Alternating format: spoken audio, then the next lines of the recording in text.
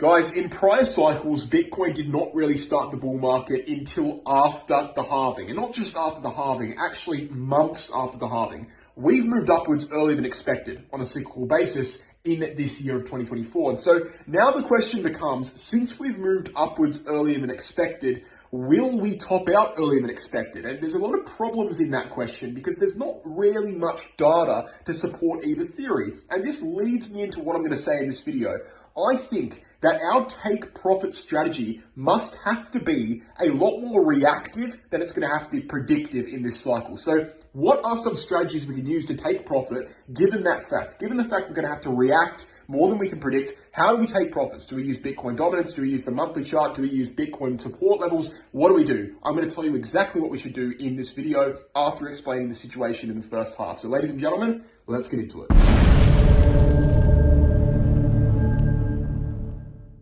Guys, before we get into the content today, let's check out a couple of things. The VIP group on Telegram, which we do altcoin trading signals on, and also run a 24/7 discussion group, is having a sale right now. The sale is ending in just under 72 hours. There will never be a price like that again, and I mean that quite seriously because it's literally a closing down sale. So check that out if you want altcoin trading signals. We then have BingX and BitGet, two very good exchanges that I advertise in this YouTube channel. Both have never been hacked before. Both have very low trading fees, and you can get even lower trading fees with my referral links in the description below. And then finally, we have the Crypto Academy's bull market sale. If you want to learn how to trade from an educational course, that is how you can do it. And again, there's a sale price there. So sale price on VIP, sale price in Crypto Academy, BingX and BitGet are always there with discounts. All those things are very useful. Check them all out, description below. Guys, when it comes to the question, when should you sell your bags in this bull market? There's a few different ways we can answer it, but overall I am going to tie this up in a nice little knot at the end. Now, historically, everyone would have said, 4-year cycle theory, right? This is what I would have said last cycle. This is what I was saying 2 months ago, right? 4-year cycle theory is the most accurate date range trend in existence on Bitcoin. It's perfectly predicted the tops and bottoms of previous cycles. I used it literally single-handedly to predict the November 2021 top. I also used it almost single-handedly to predict the November 2022 bottom, both within 10%, both within 3 days. I think it was 5 days in 2022 and 48 hours in 2021 to be exact. So not within 3 days, but very close within. So look, 4-year cycle's been great in the past. The problem with the 4-year cycle now is the 4-year cycle is predicting the top to be in October 2025, but the problem is we've moved upwards from a very important resistance zone, which is a level that's kind of translated from cycle to cycle to cycle. It's this yellow line here. We have broken above this line, which I'm drawing from cycle to cycle now, which is a very important part of the cyclical structure. We've broken above that line 200 days early. So if we've broken above this yellow line across all these cycles 200 days early, and we know that that line is critical to cyclical structure, which makes up the 4-year cycle theory, there's no real reason for us to say that the 4-year cycle is going to work perfectly this time because we're already deviating from it. So the 4-year cycle, although it is very good, it's something to keep an eye on, still technically valid, it's not really the be-all end-all in this cycle like it was in the last cycle. We need to look at other metrics from when to take profits. We can't just look at October 2025 because the reality is, since we've moved 200 days earlier than expected, we could actually top out 200 days earlier than expected. And that would bring us from the estimated date of October 2025 to something more like March 2025. And interestingly enough, March 2025 is something that's actually, stated as a potential top date throughout other metrics of analysis. So if you look, for example, at this monthly chart here, and we go to the RSI, and we see that every time we reject from that yellow horizontal line on the price chart, we also end up testing, this yellow line on the RSI. Look, we rejected from it here. We tested on the RSI right here. Reject from here, testing the RSI right here. We touch it here. We didn't reject from it because we deviated, remember? But we touched it at the same time. So that yellow line's very important. So what we can go ahead and do then is we can say, okay, well, how long does it take for Bitcoin to top outwards after breaching 67 on the RSI, right? In 2012 to 2013, it took about 365 days, right? Took about a year. Let's look at it again right here. Let's just get the measurement correctly. Took over a year, actually. 420 days, something like that, right? To the top. In 2016, Into the top, it took again about 400 days, but decreasing slightly. And then in 2020, when we broke above 67 on the RSI until the price top, it took about 365 days. So what you'll see is that it took like 400-ish days, a bit over 400 days in 2013 from breaching that 67 level on the RSI to reaching the price top. It took about 30 days less than that in 2017, about 30 days less than that again in 2021. If it's going to take 30 days less than 365 days, it's going to take 335 days. That would bring us to around December 2024. If we're going to take a median number between all of the times it's taken in the past, for example, 430 over here, 400-ish over here, 365 over here, we'll take a median, let's just say 400. If it takes 400 days, that would take us to around February 2025, right? So you can see that, we've broken upwards about 200 to 250 days early on the 4-year cycle. If we take a 200 to 250 days backwards from October 2025, that brings us to around February, January, March. This chart right here on the monthly chart says that based on how long it's taken historically from getting above 67 on the RSI to reaching a top, it takes about, say 330 to 400 days. That takes us to the same region, all right, around, December, January, February, March next year. The point is, and this is not the only predictive methods that's saying that, right? The point is, there's many predictive methods. I've looked at so many in the past, right? That say that Bitcoin will be topping out around that kind of early next year, early 2025 region. Now, I hope what I said just then made sense when I was analyzing this chart. I was doing it very quickly because I've just discussed it so many times, but I could dive into it a little bit more right now, and actually will, just to give you more context. If we draw a descending resistance line, stemming back from here, you can see that basically every cycle we've topped out as a rejection point from that descending resistance line. That would explain why it's taken less and less days from the break of 67 on the RSI to reach the price top, because we have less space to move between the yellow line break and the red diagonal line, which would validate, for example, Bitcoin taking only 330 days to reach a top this cycle, which would bring us to around December this year. But then if we want to take a median estimate, which would assume that Bitcoin would break this red line, which might happen this cycle, then we'd say, okay, the median estimate is 400 days. That takes us to February, potentially even March. The point is, there's a lot of vague analysis we can do, a lot of vague predictive trends we can do.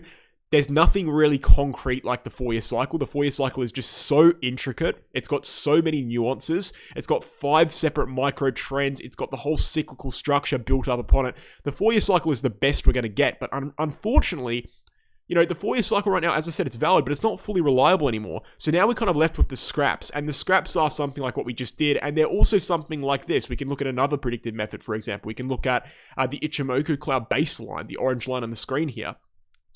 We can look at, well, this line is very, very important, because when we're above this line, we're in a bull market. When we break below it, we're in a bear market, right? We break below it here, we enter a bear market. We enter a bull market when we get back above it, right over here. Bear market, rejection, bull market. Support, break it down finally, enter a bear market, get back above it, enter a bull market, and break the yellow diagonal line, the yellow horizontal line at the same time we break the Ichimoku cloud baseline. This Ichimoku cloud baseline is very, very, very important. Now, what we can do is we can just go ahead and say, well, we know every time we break this line, we enter a bull market. So let's just take a measurement. How long does it take from breaking that line to reach a top? Okay, so we broke the line in May 2016. It took around 570 days to reach the top in 2016, 2017. We broke it here in April 2020. It took around 579 days, the same amount of time to reach the top. So if it's going to take 579 days to reach the top after breaking that line, like it did in the last 2 cycles, which is either a massive coincidence or it's actually a trend, right? It would take us to around August 2025. Now that's very interesting, right? Because that's a deviation further to the other side. So what I'm trying to suggest here, what I'm trying to say is, right, we have so many different formulas, so many different methods, all kind of saying different things, all kind of giving us different indications of when the top will be. But a lot of them are saying, in the first half of 2025. We've got this one saying, potentially August 2025. If we used a genuine extrapolation of the data and you go on the weekly chart and look at it, it would actually say something more like July or June. But I just did a rough estimation there just to give you the premise. The point is, a lot of predictive methods say first half of 2025. Some of them even say the end of this year. 4-year cycle, which is losing validity as the days goes on, kind of says October 2025. The point is, as I'm trying to articulate here, nothing really tells us exactly when the top is going to be. That's the problem. So I've said in previous videos, I'll say it again. In this cycle, the methods for selling our bags is going to have to be much more reactive than it's going to have to be predictive. That's the difference between this cycle and last cycles, previous cycles. Because in previous cycles, again, we had these strong formulas, these strong trends that gave us the perfect, within a month, it's going to top here within a month, and we could say that 2 years away from a top, and it worked every single time. Top, bottom, all predicted within the 4-year cycle, all predicted within the same structural trend, the same cyclical trends. We don't have that anymore. It's still technically there, but it's losing validity, right? Because we've moved so early, we don't really know for sure whether it's going to hold. So we're kind of in the dark, because if we're not having the 4-year cycle, and the 4-year cycle is losing reliability, we're not just losing the 4-year cycle, we're losing all the date range trends within the 4-year cycle, which means we're literally left with scraps. And the scraps, I just showed you the scraps, right? They're not very strong, as you would have, gathered from what I just talked about in these last two charts here. They're not very convincing. So it is going to be a cycle, unfortunately, that's more reactive than predictive. We're going to have to react to the top rather than predict to the top. Now, we can have, again, vague methods of predicting the top. Like, as I said before, we can look at, for example, the Bitcoin monthly chart. We can bring up this diagonal line here, and we can say, okay, if Bitcoin reaches that diagonal line, we can react and say, okay, that's probably going to be the top as historically seen, or at least a region in which we can start to take profits. Maybe we break above it, but historically that's always been a rejection zone, so let's be careful here. We can react to things like that. We can react to things like Bitcoin seeing massive exhaustion at all-time highs, which is very easy to see. Like in 2021, it was very easy to see. What is that? I'd say top right here went downwards. We started showing weakness right here. Obviously, that was the top, right? So it's easy to, I wouldn't say it's easy, but it's definitely easier to have predictive methods like the 4-year cycle. I mean, that's for sure. But it's not impossible to react to the top. And you don't really necessarily have to even rely on the Bitcoin chart. You can look into something like Bitcoin dominance, which is incredibly useful. Now, Bitcoin dominance is heavily linked to the crypto money flow cycle. Now, if you don't know what the crypto money flow cycle is, I'll explain it to you right now. It's basically the only way in which money has ever flowed in the cryptocurrency market between assets, right? So what we see is that in a bear market, everyone sells everything, right? They're in fiat in a bear market, okay? They sell everything, they're in fiat, they're waiting for the bottom. When the bottom occurs, when Bitcoin starts going up, they rush into Bitcoin. They start buying Bitcoin.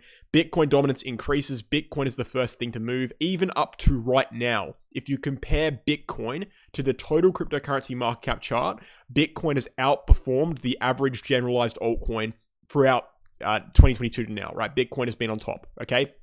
On a generalized scale. Now, that means the Bitcoin dominance has risen. That means the Bitcoin is, we've entered the first phase of crypto money cycle flow. Bitcoin's having the power in the market right now. Now, eventually, in a few months maybe, when Bitcoin is, or maybe even starting, right now within a month when the halving occurs, right?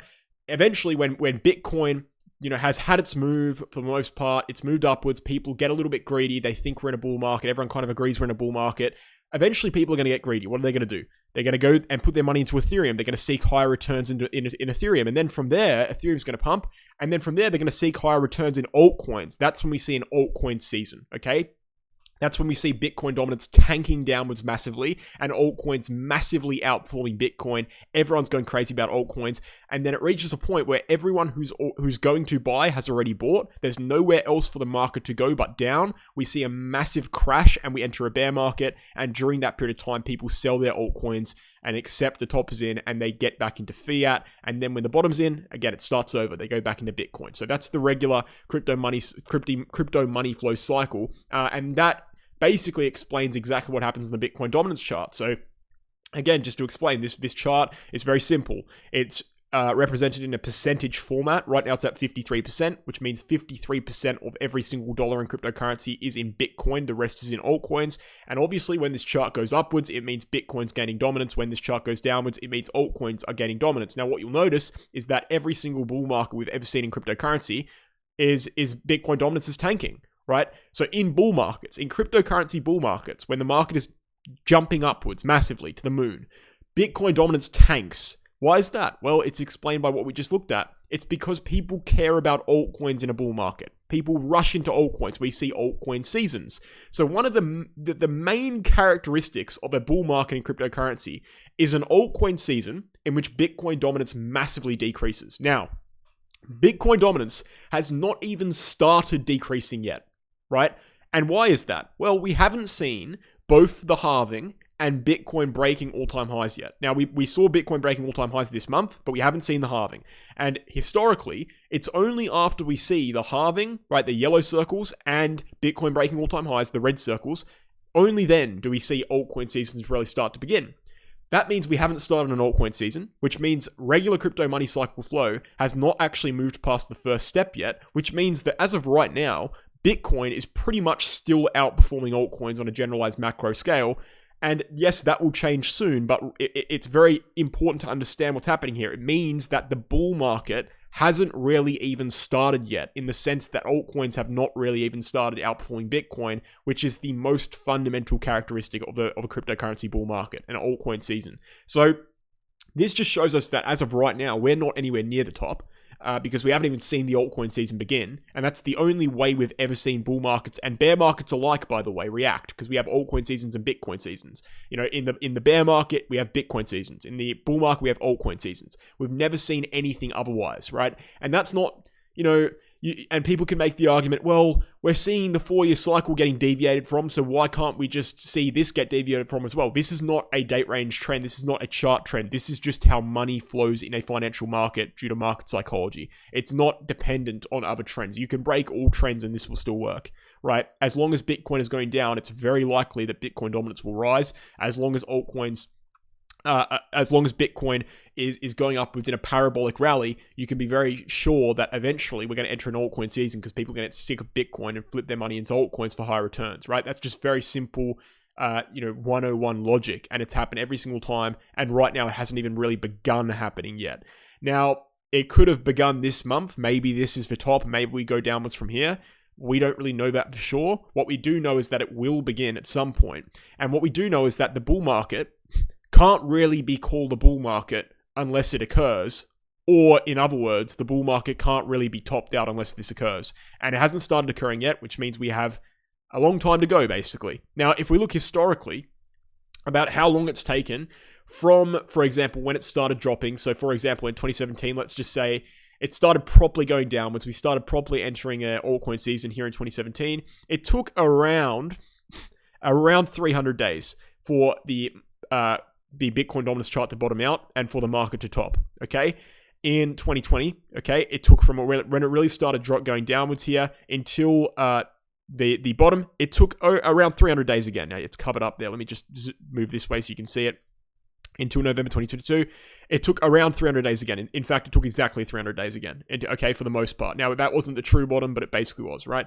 So, if it's going to take 300 days this time, say we've just topped out on Bitcoin dominance, and say it's going to take 300 days from here, that would take us to around January 2025, which is very consistent with the predictions we've made prior in this video based on other predictive methods. So, a lot of the charts are telling us right now that, early 2025, mid 2025 is going to be the top, but forget about those charts. Forget about all the predictions. What we need to do in this cycle is react. And we know how we can react. We can react via regular TA. We can react by looking at Bitcoin monthly chart.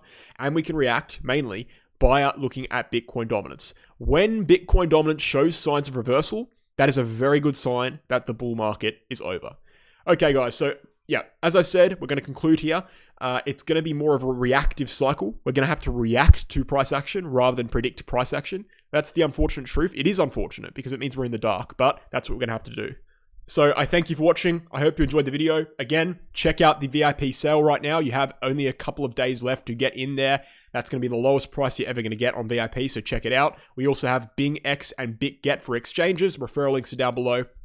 And a sale on the Become a Trader course if you want to learn how to trade and do TA. Thanks guys for watching. Hope you enjoyed. Catch you tomorrow.